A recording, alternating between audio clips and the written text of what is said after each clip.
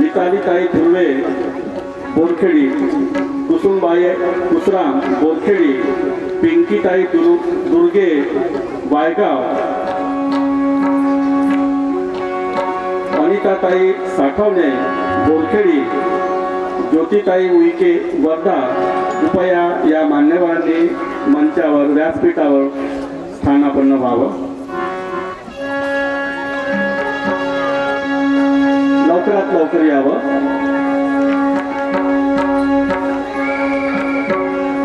यानंतर हा स्वागत सोहळा मी या ठिकाणी सुरुवात करीत आहोत। आपले आराध्य दैवत आपले गुरुमाऊली अमररत्न तवाडेजी बाबा यांचं स्वागत संजय भाऊ रोकडे हे त्यांचं स्वागत करतील गुरुमाऊलींचं, अशी मी त्यांना विनंती करतो। संजय भाऊ रोकडे साकूर।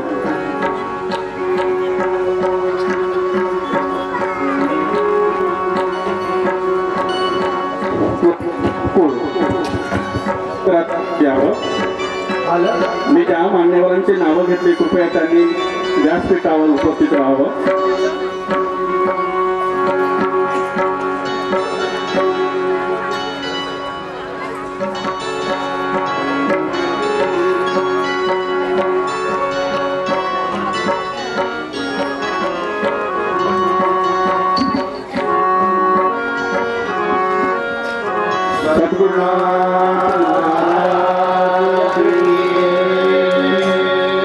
त्याचप्रमाणे त्यांच्या मार्गदर्शनाने आणि प्रेरणाने हा कार्यक्रम या ठिकाणी होत आहे, अशा आपल्या गंगामा यांचं स्वागत लक्ष्मीताई सयाम पारडी गंगामांचं स्वागत करतील अशी मी त्यांना विनंती करतो।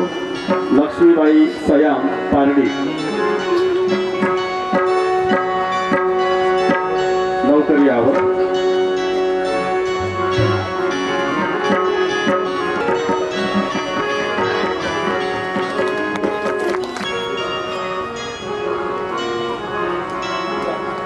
विशालजी मेश्राम गुरुमाऊलींचं स्वागत करतात। महाराज की जय।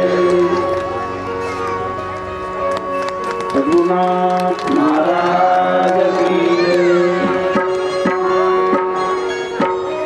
दुर्गे अनिताताई साठवणे आणि ज्योतिताई उलटे कृपया।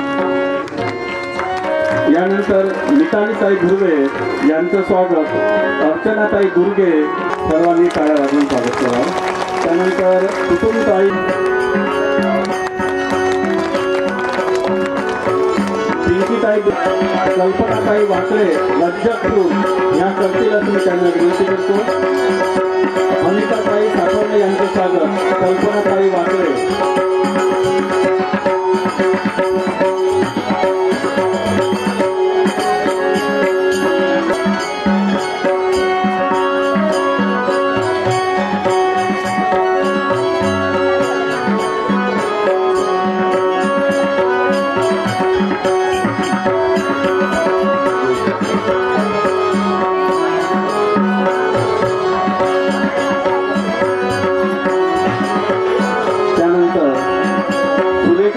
अलोने गोविंदपूर यांचं स्वागत। पुष्पाताई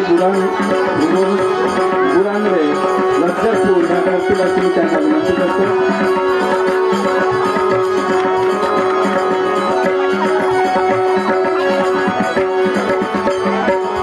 आणि हा स्वागताचा सोहळा या ठिकाणी जय जय जय श्री जय जय जय श्री जय जय जय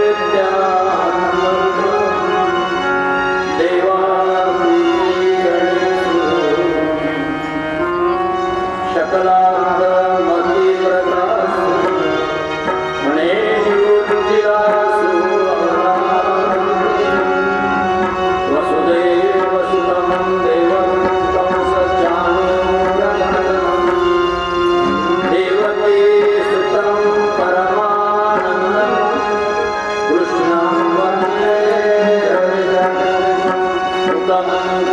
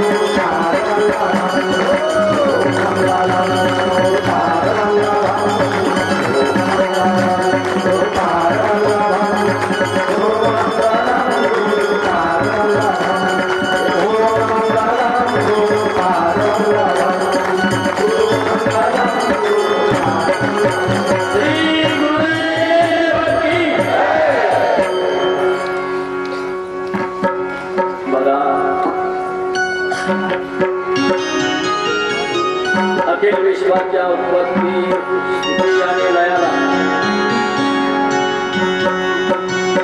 जेणे गेले चराचर सृष्टी आधी केला व्यापार हरे शकल करता निरंतर अशा जली स्थली काष्टी पाशाने भरून उरल्या परंतु त्या परमेश्वराला त्या चैतन्य शक्तीला तद्वतच आदिशक्तीच्या रूपाने विराजमान असणारा साक्षरूपी तुरीच्या रूपामध्ये काशी माता गंगा माता म्हणा नदीच्या तीरावर असणाऱ्या इष्ट देवी देवता माझे सहयोगी गजान संत बंधू उपस्थित साक्षात परमेश्वराचे अवतार माझे परम स्नेहित शिवीचे जीवलग असे भावी भक्तजन माता पिता आई बहिणी बालगोपाल सर्वांच्या चरणी या दासानुदासाचा दोन हस्तक तिसरं मस्तक ठेंगण करून कोटी कोटी दंडवत प्रणाम।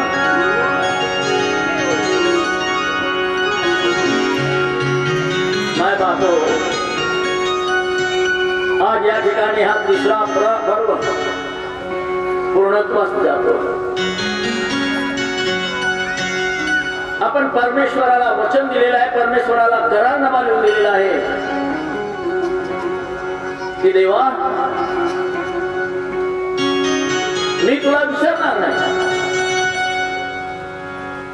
पण काय करावं, संसाराच्या पायी सर्व भ्रांती पडली. सोहम होते कोहम झाले माझे नाम ते नाम विसरू नये. या जीवाची देवाशी बैमानी होऊ नये आणि पुन्हा 84 जीव लक्षणांच्या चक्रयुगामध्ये जन्म मृत्यूचे फेरे अनेक यातना भोगून त्याला भोगण्याची पारी घेऊ नये. म्हणून आमचे दयाघन संत सज्जन आवर्जून सांगतात, माय बापो झोपू नका, वेळ निघत चालली. ही मुसाफरी आहे. मोठ्या परिश्रमानं तारीख झाली. 3 दिवस कसे गेले पताच लागला नाही. आपण जन्माला आलो, बालपण गेलं, तरुणपण गेलं, म्हातारपण आलं. 1 दिवस कसे आपण निघून जाऊ याचाही पता लागणार नाही. आणि म्हणून जन्मास आलं त्याचं कारण ओळखा आणि त्या कारणाचं कार्य पूर्ण करा, तर आल्या जन्माचं सार्थक होईल. आणि म्हणून आमचे संत विनंती करून आवर्जून सांगतात, आया रे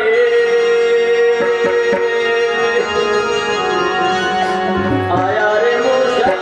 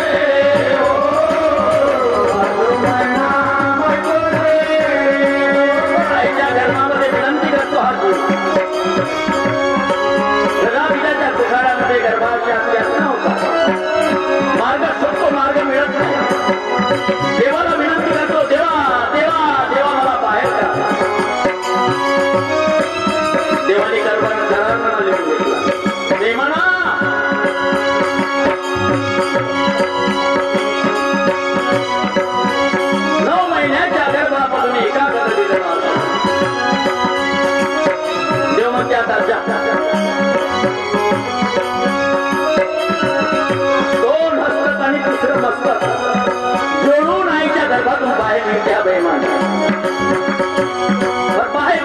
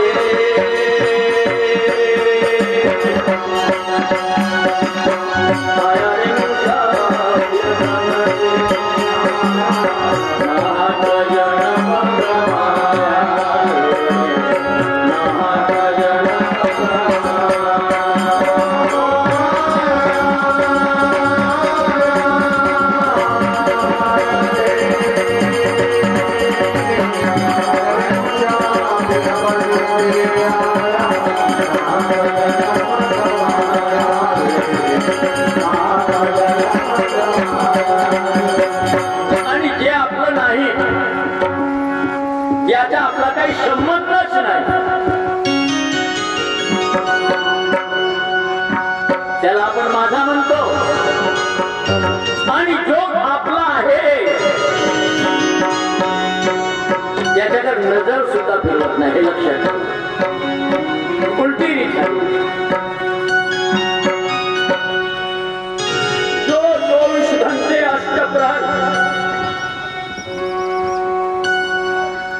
आपल्या सानिध्यामध्ये आपल्याला साथ देऊ नाही आधी होता आत्ता यायला शेवटी आहे त्याला हा जग विसरलेला माझी आई माझा बाबा माझी बहीण माझा भाऊ माझा लेकरू माझा नातू माझा बंधू ये मेरा मेरा कहते आशा ये मेरा मेरा कहते आशा ओ पूरा है ये जीवन पूरा है पूरा है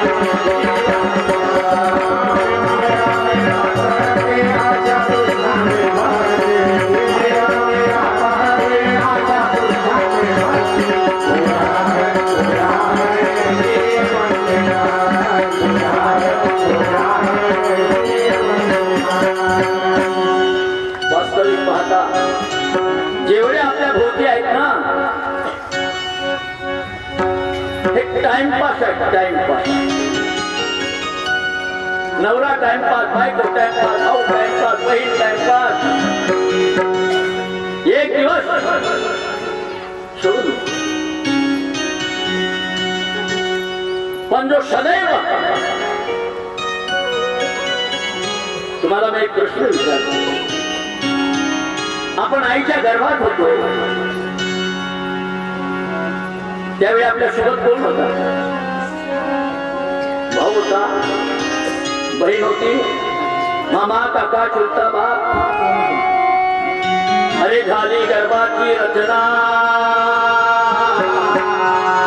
अरे माहीत नव्हते माहीत नव्हते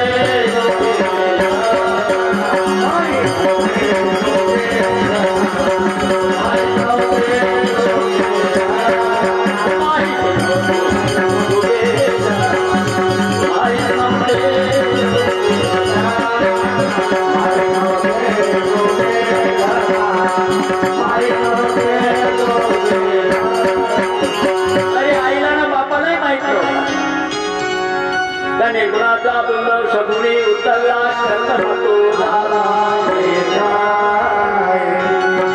त्यावेळी तुमच्या सोबत कोण होता याद है तो आबाद है नहीं तो सब कुछ बंद आताही तुमच्या सोबत 24 तास कोण आहे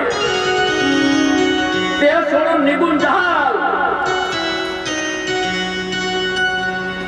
त्याला विसरून गेलो अरे हा देह तर मुर्दा आहे हा आई वडिलाच्या रजाबिजापासून बनलेला सप्त धातूचा खोका आहे मी देह म्हणता कोटी ब्रह्मात्या अरे बाबा तू देह नाही या देहाचा करता कर्मिता एक आत्मा आहे आत्मा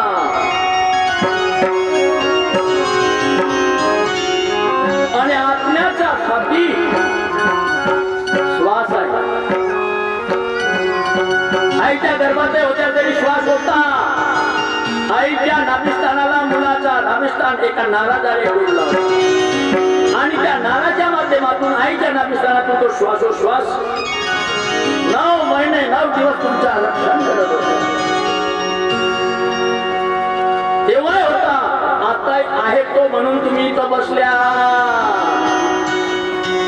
श्वास श्वास में स्मरले मिथ्या श्वास मत रखो अरे एक श्वास खाली गया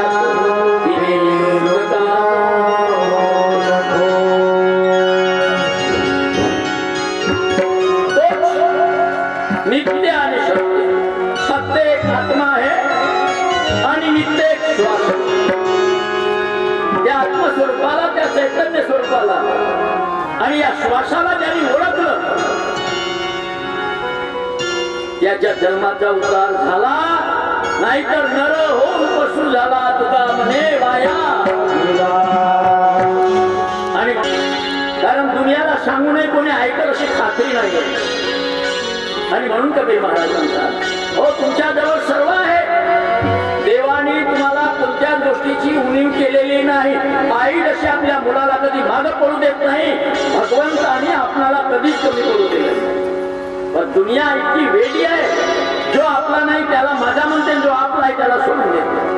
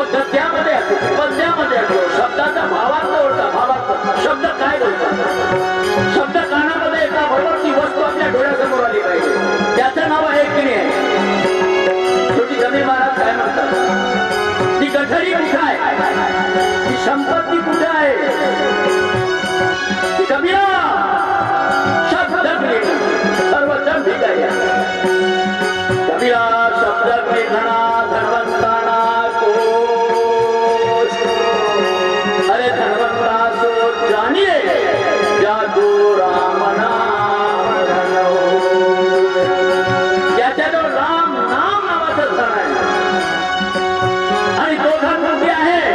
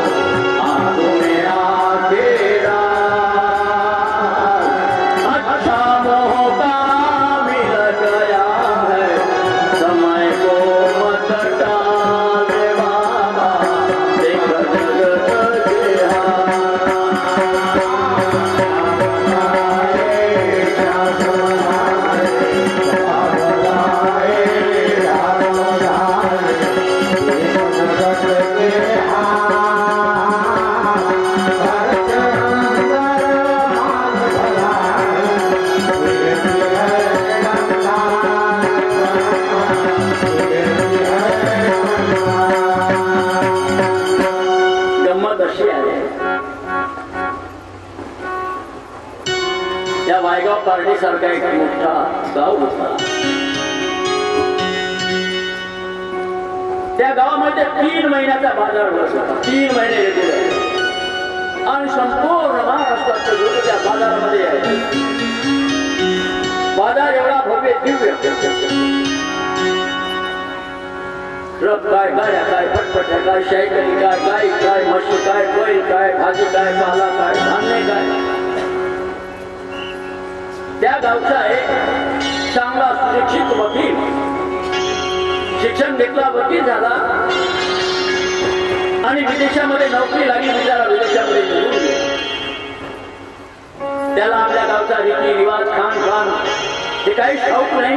बालपणापासून बाहेर शिक्षणामध्ये निघून गेले, नोकरी लागली, विदेशात निघून गेला.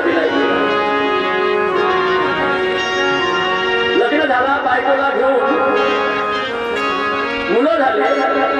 बायको मुलं घेऊन आपल्या गावाची आठवण आली त्याला. कमीत कमी 30 वर्षाच्या बाद आपल्या घरी येऊन पोहोचला दिवाळी सारे लोक बाजारामध्ये जायचा, जेवण देवाण. वायगावच्या वना नदीच्या घरावर लोकांचा खूप बाजार आहे, खूप गर्दी आहे. महाराष्ट्रातले लोक आले म्हणजे कशा आहे आपण जावं. आणि म्हणून त्याचा एक नौकर होता.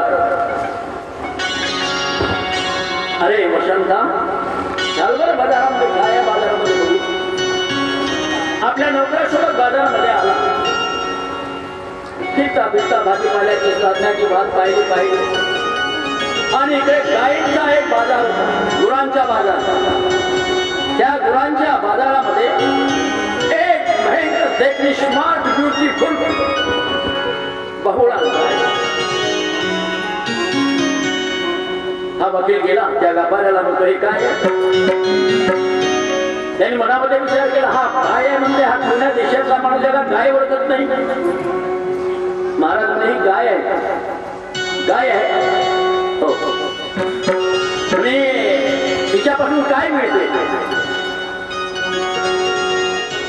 अहो महाराज म्हणे, ही गाय आहे, कपिल आहे, कामधेनू आहे, हिच्यापासून 5 पदार्थ मिळतात. 5 पदार्थ म्हणजे कोणते पदार्थ. तो सांगायला लागला व्यापारी. पहिला पदार्थ आहे दूध, दुसरा दही, तिसरा ताक, चौथा लोणी आणि 5वा तूप. असं म्हणजे 5 पदार्थ इथे एकापासून मिळतात. अरे वसंत, आपण तर रोज दही, दूध, तूप, लोणी घ्यायला बाजारामध्ये पाठवतो, जातो ना. मग एकच गाय घेतली तर भांडच नाही तुझी मालकीन. रोज रोज तुला म्हणजे बाजाराला दूध आण, दही आण, ताक आण.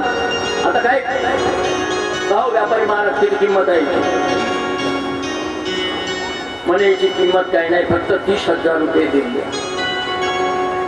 वकील होते, काय कमी नव्हतं त्यांच्याकडे. हल्ले खिशातून खट खट खट 30,000 रुपये मिळून गेले. काय वसंता घर कामधेनू घरी लागतात. घरी नेला, बायकोला म्हणतात, हे माधुरी, पुन्हा बायकाची हेच जात आहे. घरातल्या घरात खटर फटर खटर फटर दिवसभर. अगं आणलं ना, काय आणलं येतं जरा पाहायला. 2 पोरं होते, पोरी होत्या, तेही निघाले, बायको निघाली वकिलाची. हे काय आणलं तुम्ही. अरे हेच काय, बायकाची जात पहिल्या आधी काही चांगला विचार करत नाही. काय आणलं, काय केलं, काहून केलं, भांडण. अरे म्हणे कामधेनू आहे, कामधेनू आहे म्हणे. काय इथं काम तुमचं काय देते. हा बस सांगतो तुला. अगं तू दूध दररोज बोलवतेस ना बाजारामधून, हे दूधही देते, दही देते, ताकही देते, लोणी देते, तुपही देते. आता तुला पोरांना बाजारात पाठवायची गरज पडणार. मानली फुटाला अंगणासमोर.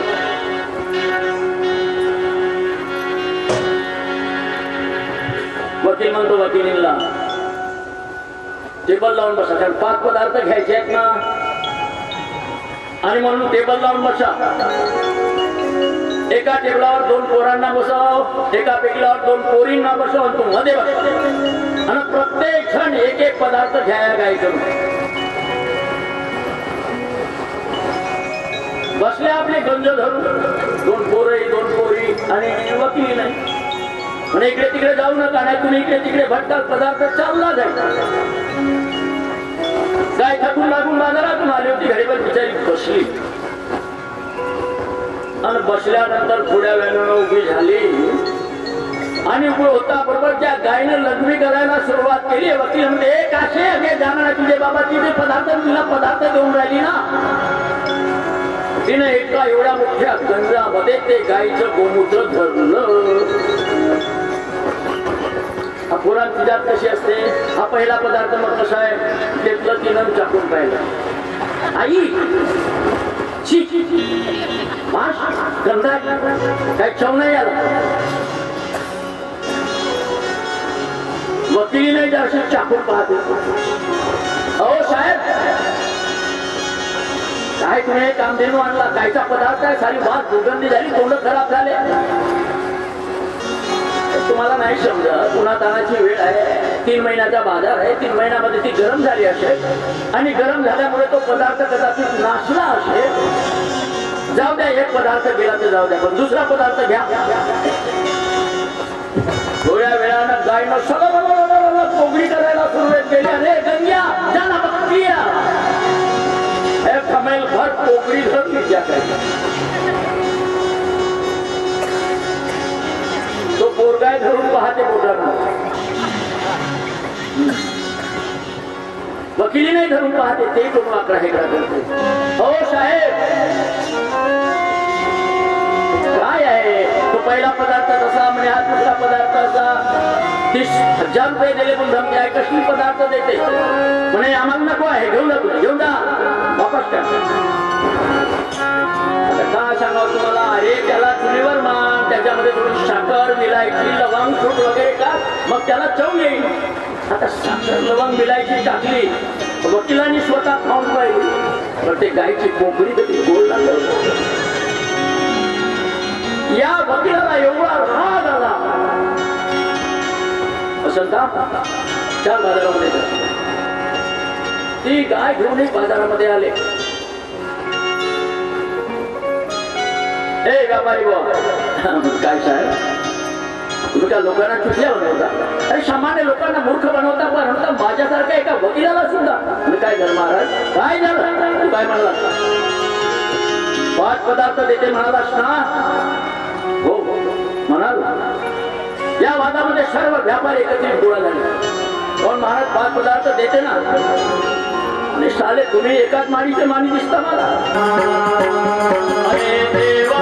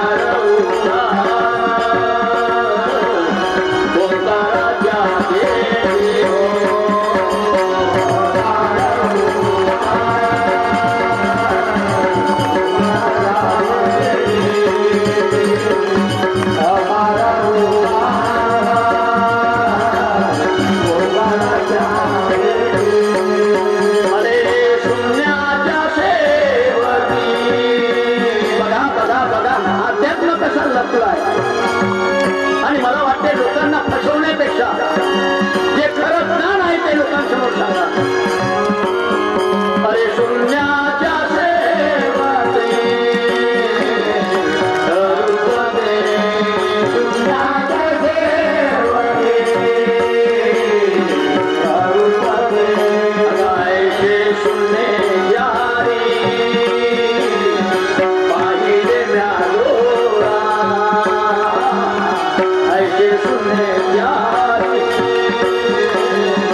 पाहिले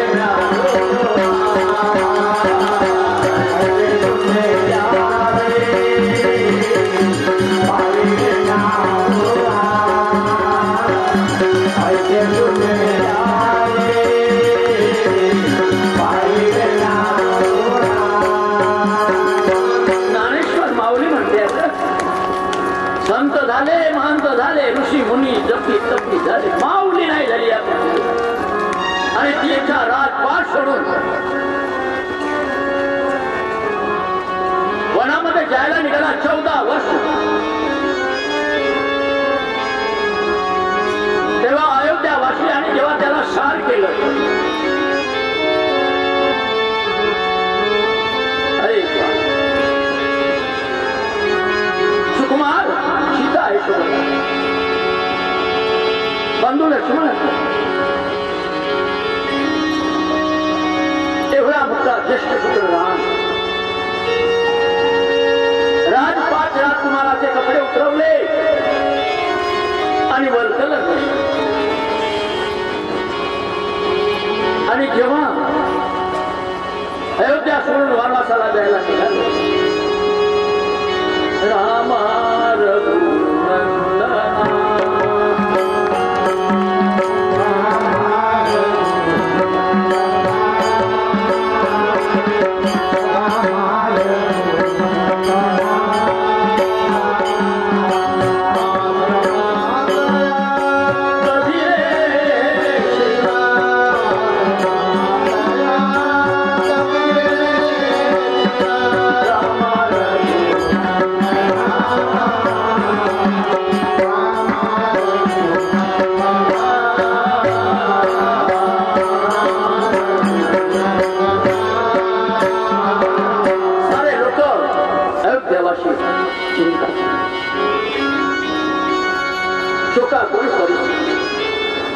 रामचंद्र प्रभू अयोध्येच्या शेवटल्या बाउंड्रीवरून उभे राहिले.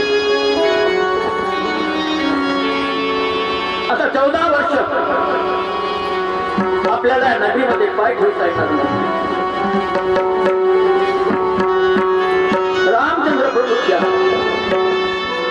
डोळ्यामध्ये असू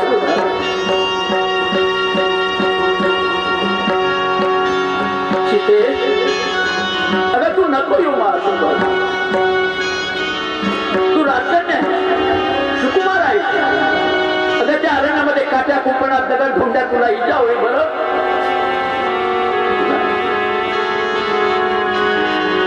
देवाच्यावर पराव माझा पती परमेश्वर जिथे आहे तिथं मी ना निघाला. रामचंद्र म्हणतात, लक्ष्मणा अरे आपण अयोध्या सोडून आता जाऊन राहिलो. 14 वर्ष या अयोध्यावासी आमची आपल्याला भेट होणार नाही. आणि म्हणून आपली अयोध्या सोडताना या अयोध्येमध्ये कोणी दुःखी नसावा. आणि म्हणून मी इथंच थांबतो. सीतेला घेऊन तू जा आणि पूर्ण अयोध्या फिरू. या अयोध्येमध्ये जर कोणी दुःखी प्राणी असेल त्याला माझ्याकडे घेऊन आधी त्याची मी दुःख दूर करतो आणि सर्व सुखी समाधान झाले की अयोध्येच्या 14 वर्षानंतर सोडून मी वनवासाला निघून. राजा दशरथाची नगरी सुखी होती 100. लक्ष्मण जेव्हा अयोध्यामध्ये कोणी दुःखी आहे का म्हणून शोधायला लागला तर गावाच्या बाहेर एक नाली वाहतो आहे. नालीमधून पाणी जातो आहे आणि त्या पाण्यामध्ये एक कुत्रा पडलेला.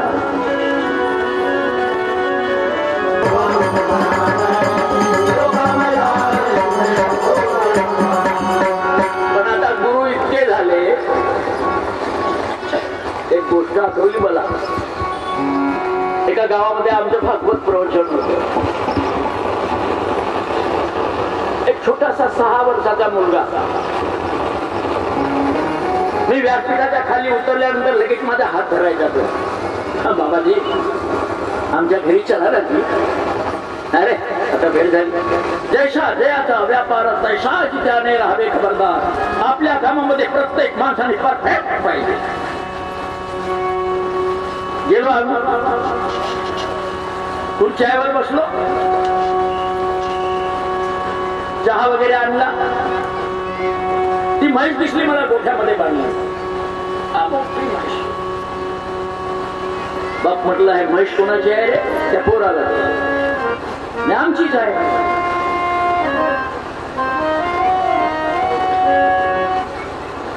तुमचीच आहे. हे किती दूध देते रे? बाबाजी म्हणे हे दूध नाही दे. आता दूध नाही दे तर मग एवढे मस्त कायले पोचता बे? आता बाबाजी जिंकणार रे. घर आहे, खाना पिना व्यवहार चालते ना. म्हैस नाही पाळला तर आम्ही पोट कसे भरू? अरे पण ते दूधच नाही दे म्हणतेस ना तू. बाबाजी तुम्ही कसे येण्यासारखे विचारता? तो 6 वर्षाचा पोरगा मध्ये म्हणला काऊन रे? आधी ते मस्त दूध देत नाही, तिला दोहवा लागते. दोहवण्याशिवाय एकही गुंद नाही देते. मी आपल्या गालावर 1-2 थापडा मारलो बेटा. मी किती अडाने हात माझा गुण बनला बेटा. कधी कधी या समाजामध्ये आपण पाहतो एक वकील होते, लग्न झाला, सुंदर शिकली सवरली BA LLB झालेली पोरगी यानं बायको बनवली. आता आजकाल काय पोरी शिकल्या सवरल्या राहिल्या BA LLB झाल्या नाही, बॅरिस्टर वकील इंजिनियर झाल्या म्हणून काही सर्वच नॉलेज राहते असं नाही आहे. पोरगी सुंदर होती, देखणी होती, हुशार होती. नाही तसा नाही म्हणत तुम्ही. माणसाला सर्वच गोष्टी येतात अशा नाही. आणि जर नाही आली समजा तर ही शेजारी आहे ना बिचारी बकुबाई मास्टरी गुडगी, तिला विचार. मी तिला सांगून ठेवला ठीक आहे बिचारी नाही समजलं तर नाही मला बनवता येतो. फक्त म्हणतो ठीक आहे मी ऑफिसमध्ये येतो 12 वाजता आहे ती तू खिचडी तयार करून ठेव. नवरा तर गेला आपण हे विचार करायला लागली खिचडी तर मी कधी बनवलाच खाल्ली जरूर आहे पण बनवला नाही. म्हातारींकडे गेली. आजीबाई आमच्या वकील साहेबाला खिचडी खायची मोठी आतुरता इच्छा झाली. आता खिचडी कशी बनवावी मला सांगा ना जरासा. त्यानं सांगितलं का म्हातारीला विचारशील? बस बस बेटा नवीन नवीन सून होती चांगली होती. बस खिचडी बनवायची पद्धत हा तांदूळ उडदाची मुगाची तुरीची डाळ टाकावा मग असा असा असा असा करावा. हे मुलगी मोठ्या कौतुकाने सांगते. आमच्या सुनानं ऐकायला पाहिजे ना वकिलींना तुम्ही. हे तर मला ठाऊकच होत. मुलगी म्हणते ठाऊक होत तर मी काय विचारतेस तर बाबा. पहिला दिवस गेला. दुसऱ्या दिवशी वकील म्हणते आज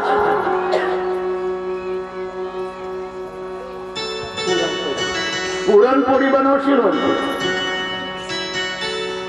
कालची खिचडी मस्त लागली पण आज पुरणपोळी. माझ्या याची पुरणपोळी का स्वादिष्ट. हिनं पुरणपोळी कधी बनवलीच नव्हती. पुरणपोळी विचारलीच नाही. मोठी बाकी सुनबाई सुनबाई म्हणून सांगतो मला ठाऊकच होत. आता पुन्हा आली खीर बनवायचं याची गंमत काय नाही म्हणा. तांदूळ मस्त शिजवून टाकावा बासमतीचा. आता तुम्ही वकील माणसाचं तुमच्या घरी काय तसे दूध टाकावा साखर टाकावा विलायची टाकावा सूप टाकावा आणखीन काका काका टाकावा आणि मस्त शिजली चांगली गरम गरम पांढरी शुभ्र मूठभर मारून त्याची टाकून दे. म्हातारीले पाहता होता नाहीचा म्हणजे हे तर मला ठाऊकच होत. तुझ्या दारे सत्यानाश झाला. घरी गेली खीर बनवली आणि म्हातारीनं सांगल्याप्रमाणे आणली. मूठभर वारू बारीक घेतली आणि त्या खिचडीमध्ये टाकून दिली. वकिलाला खिचडी बनवलीच मातुरे हो बाप्पा मग आणि मग दे ना. ताटीमध्ये खिचडी दिली. वकिलाने एक शार्पा मारला तर जिपका नड्डा का ताटात डाळात पुरी वारूच वारू धरली.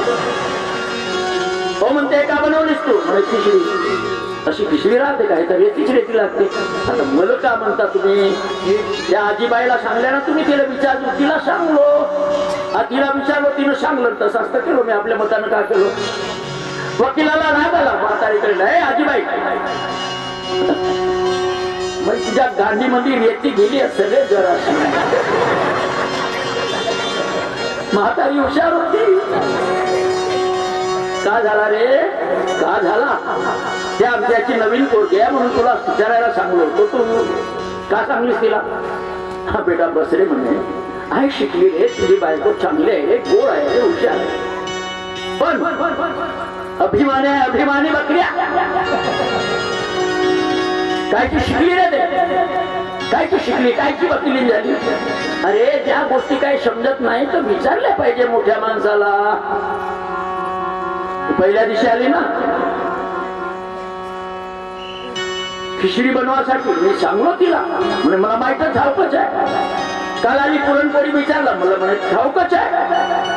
आता हे आली म्हणे खीर कशी बनवा, मी सांगलो म्हणे तिला विधीला ठाऊक आहे तर का ठाऊक आहे, म्हणलं मूठभर वाळू टाकून देतो, म्हणे हे तर ठाऊकच आहे. आजही जगामध्ये आपल्या अज्ञानाला लोक समोर येऊ देत नाही. विनू जसा आपला तिथं बघते ना तिथं झाकते का नाही, तशाप्रमाणे आपल्या अज्ञानाला लोक झाकण्याचा प्रयत्न करतात आणि त्या अज्ञान अंधकारामुळे 84च्या बंधनामध्ये पडतात.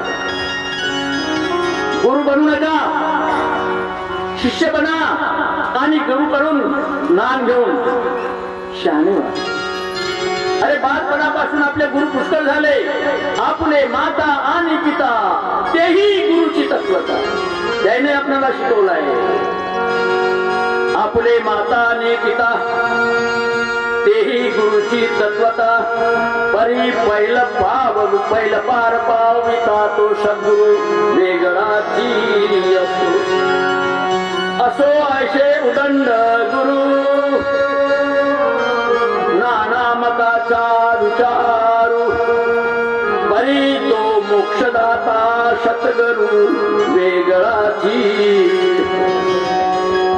84 जीव लक्षणीच्या बंधनातून मोकळा करणारा सद्गुरु, गुरु माझे दयेचे सागर,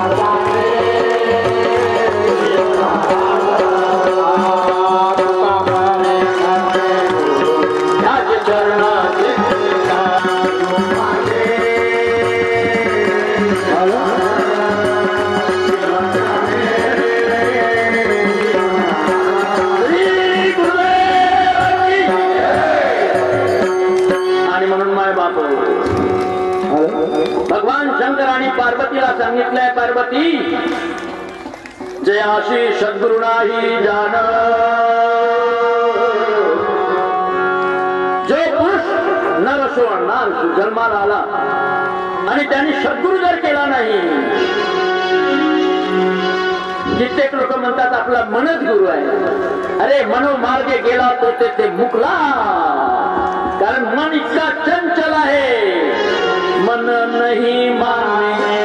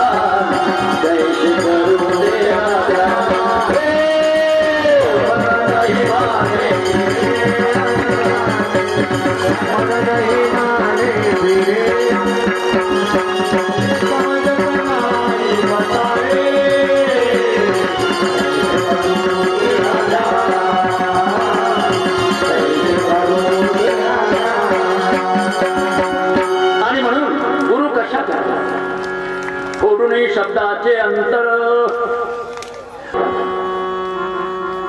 बोंबलायची गरज नाही. साखर साखर म्हणण्यापेक्षा खाऊन टाका संपला. तृप्ती झाल्या देशी साधने सरती पैशी. अरे देखे आत्मतृष्टी कर्मे, कर्मकांडामध्ये जाऊ नका. जवळी अर्जुना तो बोध भेटे ना मना.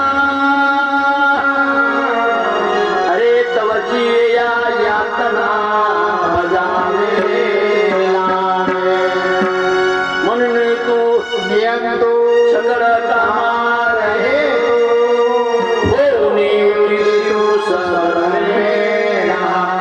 देश कर्मे निष्काम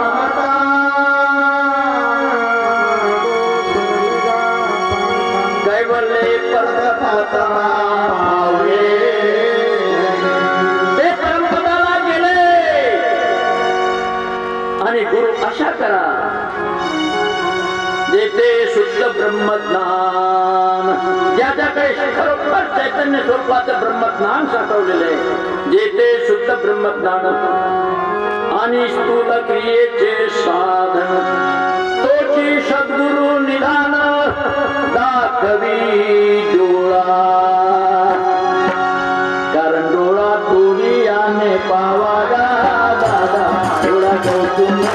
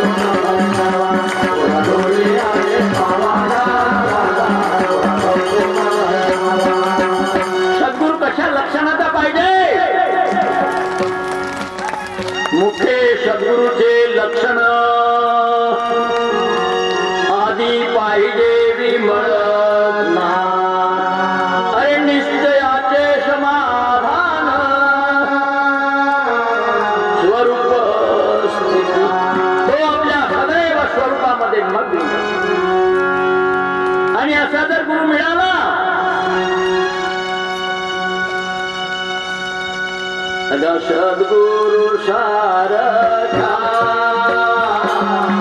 असता पाठीराखा, सद्गुरु सारखा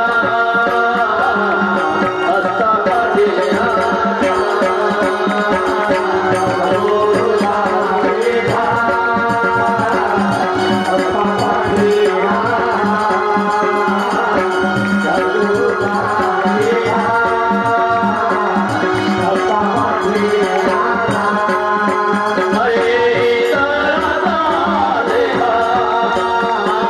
ऐकायचा बाकीच्या गोष्टी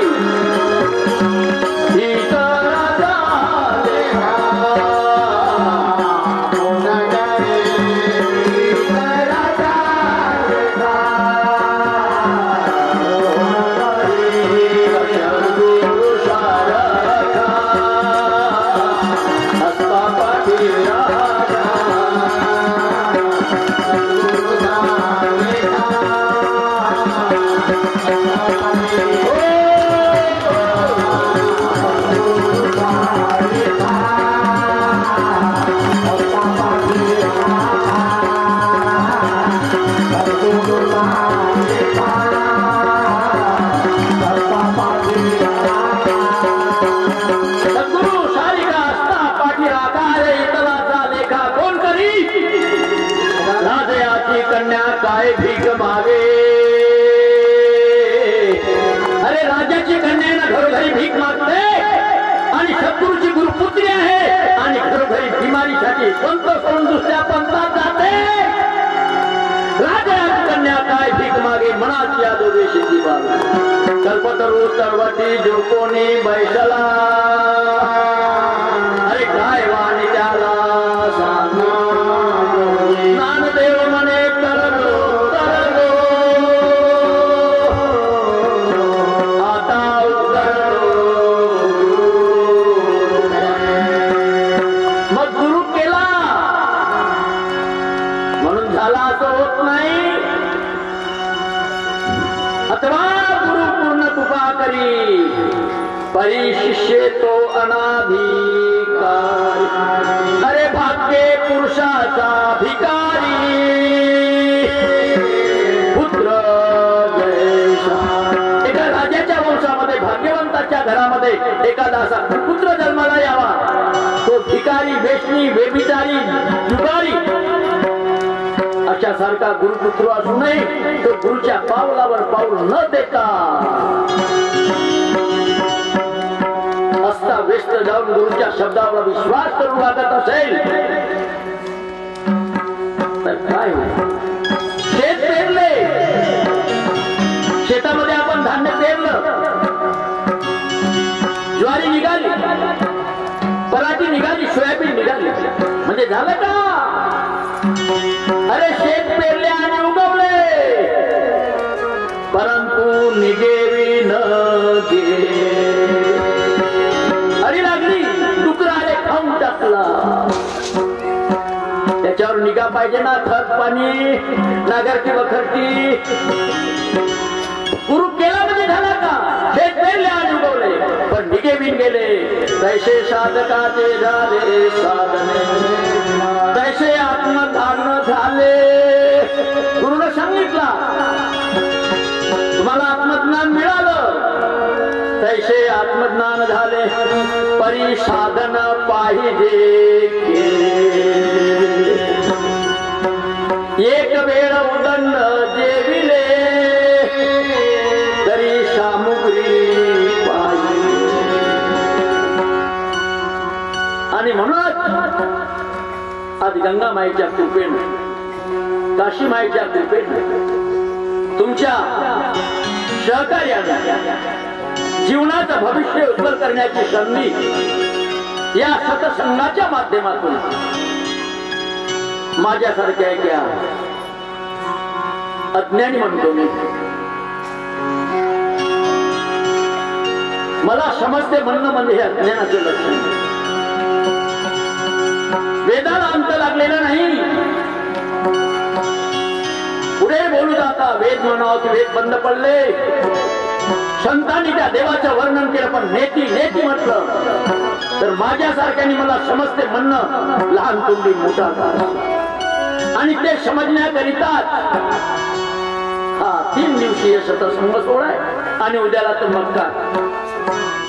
आणि म्हणून नेहमी, आजच नाही नेहमी, सतसंग की गंगा में नहाले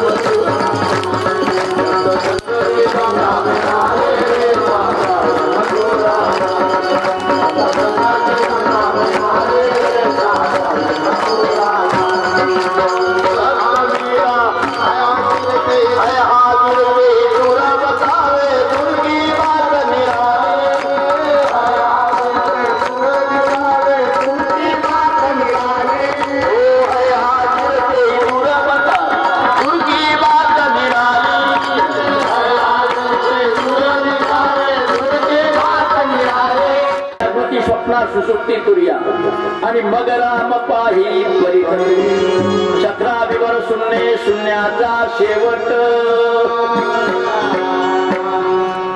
गाणं म्हणू का? माघारी खायला नाही म्हणून तुमच्या गावात भीक मागायला आलो का? दुपडा समजता का? अरे जे सत्य आहे, बोलत आहे जणा देखवे ना डोळा, जग साऱ्या असुरांच्या अधीन जगतो. का धकाधकीच्या कोण्या दिवशी निघून जाईल मनुष्याचा पता नाही.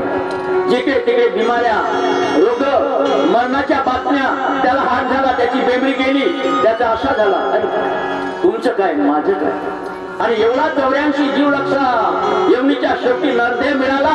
बस खाणे, झोपणे, पोरा पैदा करणे आणि मरणे. एक पोरगा झाला तर लंबी दुकान होतो, खापरल्याच्या वेळी पाहतो. कुत्रीला कुठे पिले? कुत्री, अरे बिल्लू तुमच्यापेक्षा पराक्रमी आहे.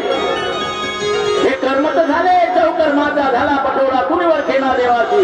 आणि म्हणून ब्रह्मज्ञान दिले एकट्या मानवा. तू मानवाचा देह धरुणी कान तुझही भावना.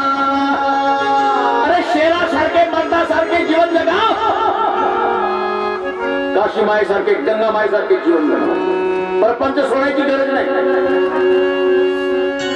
काल मला गंगा मायेचा भाव भेटला होता. ऐकायचा ऐका ऐका गंगा मायेचा भाऊ. हा मी भाऊबाजी म्हणे गंगा माय. मला मोठा आनंद झाला. मी जवळ फिरवसलो बसलो. अरे भाऊ आहे नवरा आहे बहीण आहे असोन्याश्रमी लक्ष द्याचे तोची होय जगाचा स्वामी सत्ते शब्दे जाण नका त्या दुरांदा पोरं बांधा सोप्या माया घर आलिया तिचा दर यामुनी धर्म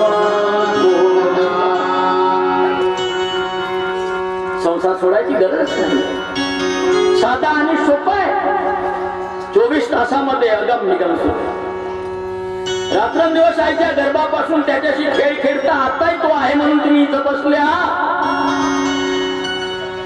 नाही तर एक दिवस असा येईल श्वास निकल जाएगा चलते चलते श्वास निकल जाएगा दिया बुझ जाएगा चलते चलते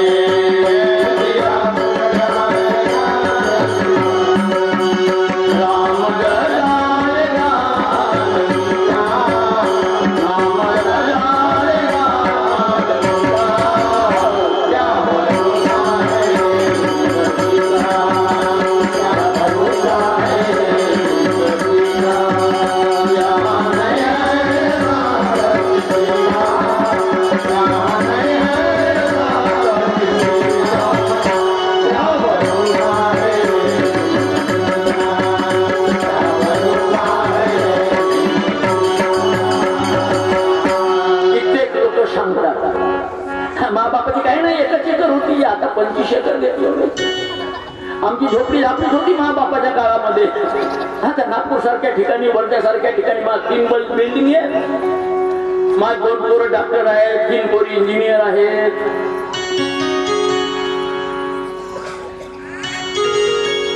तुझा काय तुझा काय.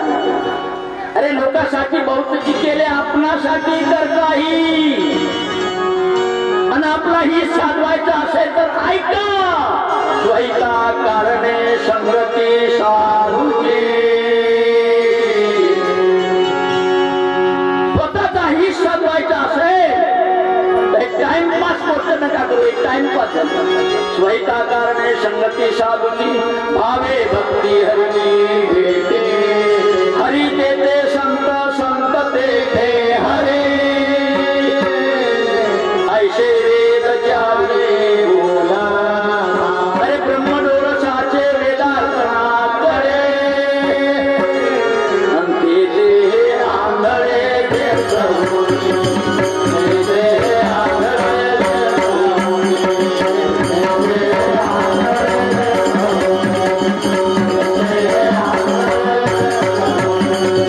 आणि म्हणून कबीर महाराज दुनिया ऐसी अंधी है जैसी अंधी गाय. अरे बछड़ा था सो मर गया झूठी आंधळी गाय आहे बिचारी वासरून मरून गेला पण तिला ठाऊक मिळाला त्या मेल्याच वासराला चाटते. त्याप्रमाणे ह्या नाशवंत शरीराला नाशवंत मायाजाळाला आपण जपून बसलो आणि जो अविनाश गाडी लाईट उजाला है उजाला है उजाला